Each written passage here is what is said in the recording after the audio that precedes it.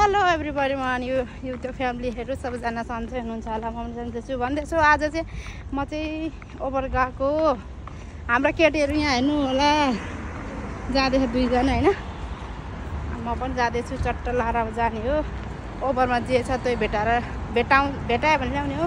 साग आयो भने साग लिएर आउने हो। रायोको साग कति मिठो हुन्छ गाइस हैन।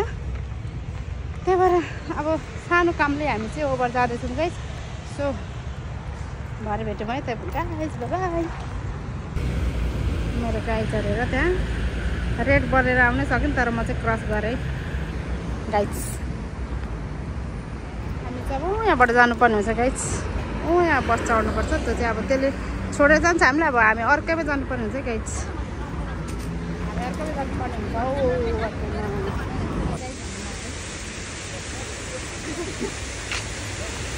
यस्तो छ हौ यहाँ ओभरको पार्कमा त खतरा पो रहेछ त हौ गाइस हेर्नुहोस्।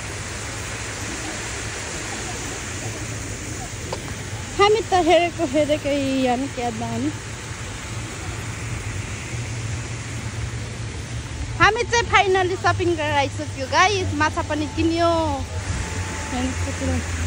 ए जान त बिल्ला गर्छ तिमीहरूलाई के थाहा भिडियोको म त कति हुन्छ भने होइन गाइस। गाह्रो छ हौ गाह्रो। हाम्रो त यस्तो घाममा कति दुःख गरेर आएको छ। हाँस्छ हौ केटीहरू त गाइस हेर्नु न कस्तो दामी। Okay by guys. अब हामी चाहिँ फाइनली सपिङ गरिसक्यो होइन। अनि हामी चाहिँ अब घर गएर माछा बनाएर खानुपर्ने हुन्छ गाइस। Okay by.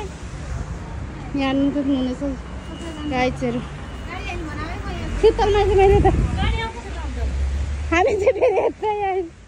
म यहाँ हेर्छु गाडी। उफ कस्तो दामी नि यहाँ बसेर उयो टक्कसँगले खानु। तर यहाँ बसेर खानु मिल्दैन नि। माइली चाहिँ थकित भएर घाम लिएर एउटा अनि म चाहिँ यहाँ छु। हामी चाहिँ यताबाट पनि जानु सक्छ यो मेट्रो स्टेसनमा। तिमीलाई गर्मी हुँदा नि भएन जाडो हुँदा नि भएन तिमीलाई कस्तो चाहिँ मौसम चाहिन्छ भन्नु पर्यो। भन्नु पर्यो गाइस।